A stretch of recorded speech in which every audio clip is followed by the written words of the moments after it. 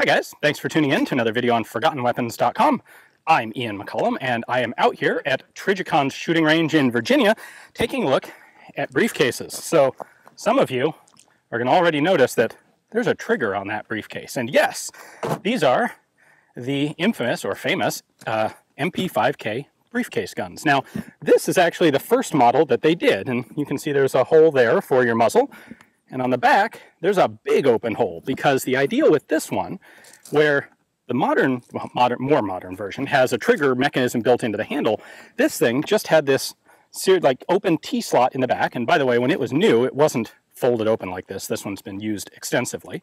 And you'd carry this around with an MP5K built into it. And when you needed to use the gun, you stuck your hand in there, grabbed the pistol grip, and fired, like so.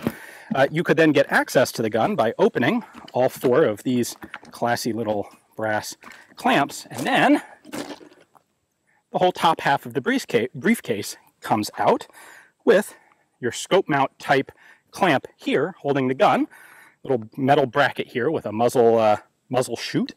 Once you've got it out like this, then you can hold the gun like this, sort of aim it, at least at very close ranges.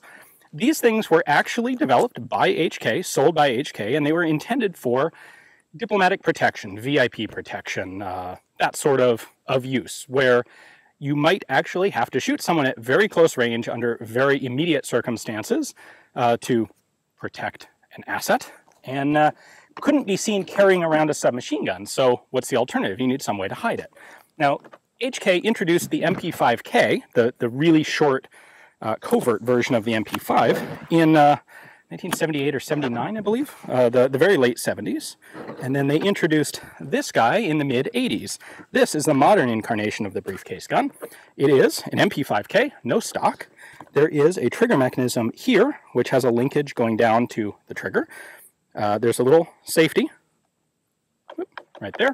This has a 15-round mag in it right now, but it can actually fit a 30-round magazine in here. You have to set the trigger to either semi or full auto before you close the briefcase, because once it's closed up, you have no way to change that from the outside. Cleaning kit and a spare magazine here in the case.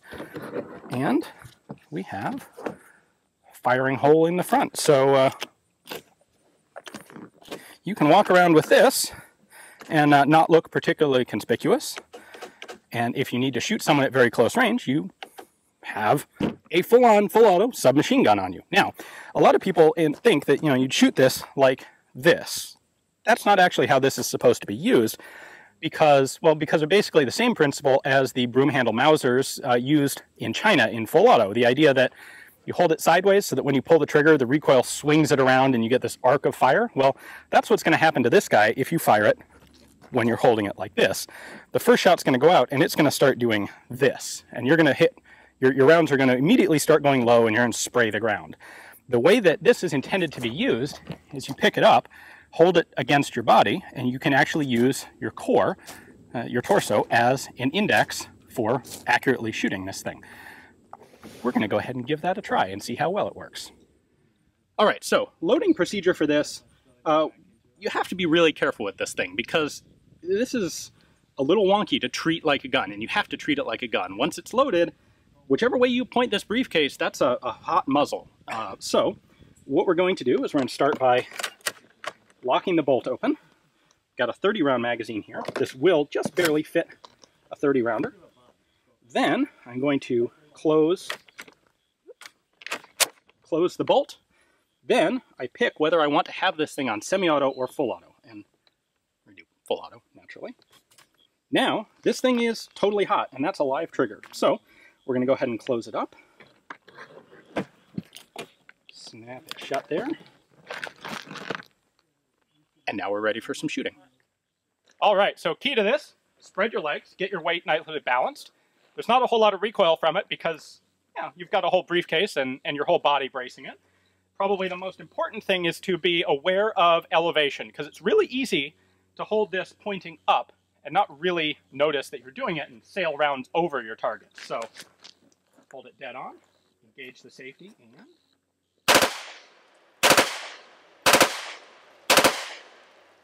that can actually be pretty darn effective. Now, on a paper target like this, I have a really good visibility to exactly where my rounds are hitting.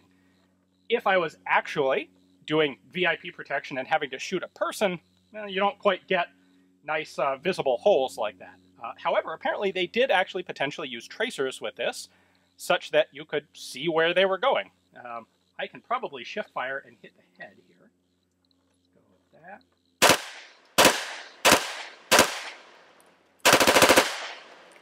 with that. This thing is really cool. And once you do shooting, you can hear the empty brass rattling around in the case. People are going to ask if that causes malfunctions. In theory, it can. There's a little deflector built into the mount. And of course, you can only fire 30 rounds because it's empty and there's no way to reload it without opening it up. So you don't really have to worry about what happens when the briefcase becomes totally full of brass. This is the sort of thing that once 30 rounds are empty, your gunfight's probably over, and if not, you're going to switch to a handgun, which you almost certainly also are carrying.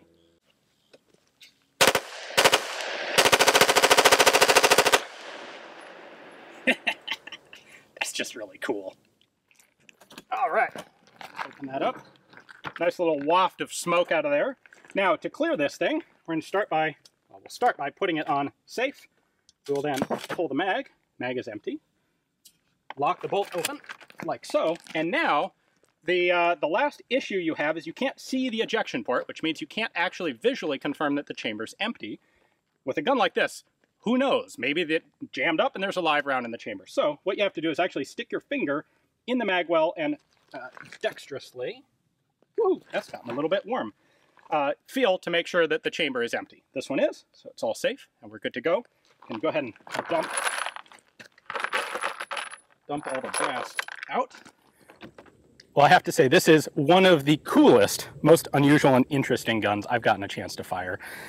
These things are not exactly unknown. They're far from it. In fact, they're kind of, I suppose HK probably prefers they were still a hush-hush, quiet secret, but far from it. They've been in a bunch of movies and video games, and they're well known on the internet, but not a whole lot of people have actually had the chance to fire them. So it was very cool to be able to do that. Hopefully you guys enjoyed seeing how this thing is supposed to be used and how effective it actually can be. Big thanks to HK for letting me bring this thing out to do some shooting, and also to Trijicon for letting us shoot hand luggage on their cool range here in Virginia. Hope you guys enjoyed the video. Thanks for watching.